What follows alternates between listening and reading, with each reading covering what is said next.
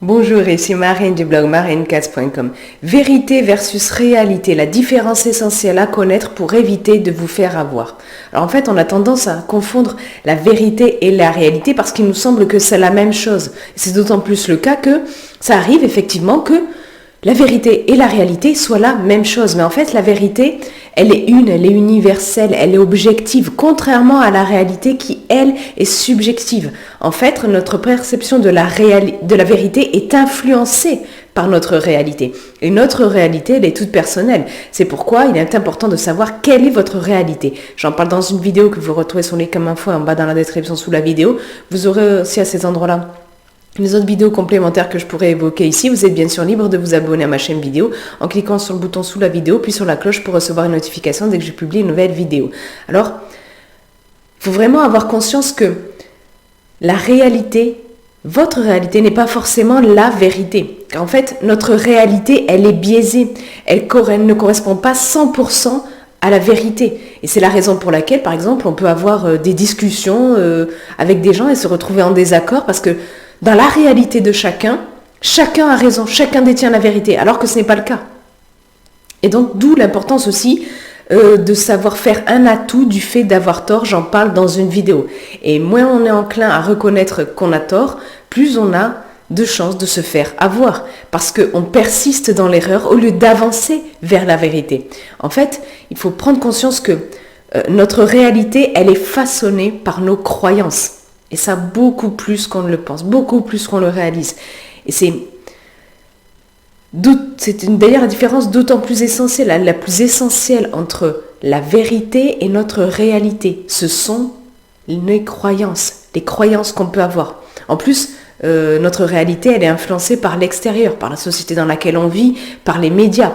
Et il a été prouvé que plus un message est répété, plus ça augmente sa crédibilité. C'est le principe sur lequel repose la publicité, par exemple. Donc, plus on va entendre, voir, lire quelque chose, plus notre cerveau va être familier avec cette information. Or, plus le cerveau trouve quelque chose de familier, plus il a tendance à considérer que c'est crédible et donc par ricochet à considérer que c'est vrai. Et cette information répétée est d'autant plus perçue comme vraie qu'elle est affirmée par des figures d'autorité, par exemple que ce soit les parents ou les professeurs quand on est enfant et plus tard par un supérieur, par le gouvernement, par des experts, etc. Et donc si on ne réalise pas que ce que l'on croit être la vérité est en fait très probablement notre réalité basée sur nos croyances, vraies ou fausses, influencées ou non, alors on a tendance à se faire avoir, et ça encore plus à se faire avoir si l'on fait partie des 30% qui se font plus avoir que les autres à la base. J'en parle dans une vidéo si vous voulez savoir si vous faites partie de ces gens-là. Et donc, pour éviter de se faire avoir, il faut être prêt à payer le prix de la vérité. Ça passe par vérifier l'information, ça demande du temps, de l'attention, de la volonté, mais aussi de l'humilité. J'ai fait des vidéos sur le temps et l'attention que vous pouvez aller voir. Et ça implique aussi d'être prêt à changer d'avis. Il faut avoir conscience aussi que ce n'est pas parce que quelque chose a été affirmé depuis qu'on est tout petit que c'est vrai, ni parce que c'est répété par plusieurs médias que c'est vrai également.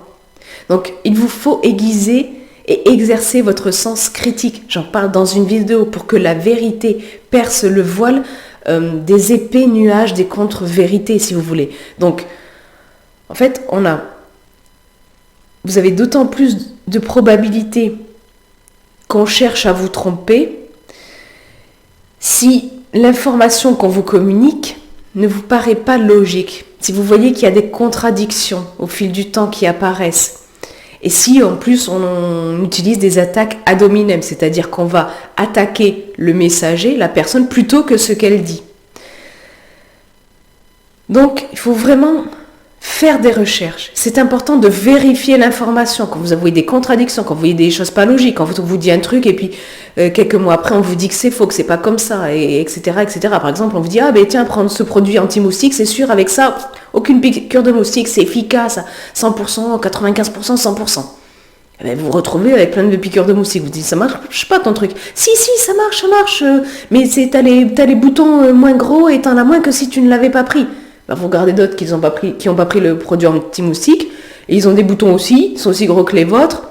Ils ont autant que vous, voire moins. Vous dites, ça marche pas ton truc. Si, ça marche. Bon, voilà, à ce moment-là, vérifiez l'information quand même. Si vous voyez des contradictions dans les faits. Des contradictions entre ce qu'ils disent à un moment donné et ce qu'ils disent à un autre. Vous voyez ? Donc, il faut faire des recherches et vraiment défendre la liberté d'expression. J'en parle dans une vidéo. Il faut vraiment avoir conscience que la pensée unique est un frein à la vérité. La vraie science, c'est basé sur l'interrogation, la contradiction, la confrontation d'idées différentes. C'est que comme ça que la science avance. La vraie science avance. Si vous parlez d'un sujet, vous dites, c'est la science, et que quelqu'un vous dit, non, moi j'ai fait des expériences, je crois que c'est différent. Et vous dites, non, toi t'as pas le droit de parler, c'est nul, c'est pas bien, c'est pourri. Non, c'est pas la vraie science, vous l'écoutez l'autre, vous confrontez vos idées. Vous voyez ? Donc, et puis il y a un proverbe anglais que je souhaitais partager avec vous qui dit, fool me once, shame on you, fool me twice, shame on me. Ça veut dire quoi ? Ça veut dire, si tu me trompes une fois, si tu m'induis en erreur une fois, honte à toi. Mais si tu m'induis en erreur 2 fois, honte à moi. Parce que ça veut dire en fait que tu as encore cherché à me tromper et tu as réussi. Et moi, je n'ai pas vraiment tiré les enseignements de la première tromperie que tu m'as fait. Je persiste dans l'erreur. Tu peux continuer à me tromper, je persiste dans l'erreur. Et donc, je me fais avoir. Donc, pensez vraiment à ça. C'est vraiment important d'apprendre, de chercher l'information, de la vérifier quand vous avez ne serait-ce qu'un petit doute. Vérifiez l'information, d'autant plus si ça a des répercussions importantes sur votre vie, sur la vie de votre famille, de la société. Donc si le sujet de cette vidéo vous intéresse, vous pouvez aller lire l'article beaucoup plus complet lié à cette vidéo, je développe plusieurs points, vous pouvez le lire en cliquant sur le lien en bas de la description sous la vidéo. Puis vous, dites-moi dans les commentaires ci-dessous, est-ce que ça vous est déjà arrivé de vous rendre compte que ce que vous pensiez être la vérité est en fait que votre réalité, vous vous rendiez compte qu'en fait, que vous avez eu tort. Est-ce que vous avez tendance, vous, à plutôt faire l'autruche et dire non, moi c'est bon, je reste dans ma réalité, je préfère pas connaître la vérité. Partagez ça dans les commentaires ci-dessous. Et puis si vous avez aimé cette vidéo, cliquez sur le pouce en l'air présent juste en bas, ça m'encourage. Ça aide surtout à faire connaître cette vidéo à des gens que ça pourrait intéresser. N'hésitez pas d'ailleurs à partager cette vidéo. Et puis comme je l'ai dit plus tôt, vous êtes libre de vous abonner à ma chaîne vidéo. Et sur ce, je vous souhaite une excellente journée. Soyez vous-même et prenez soin de vous. À très vite.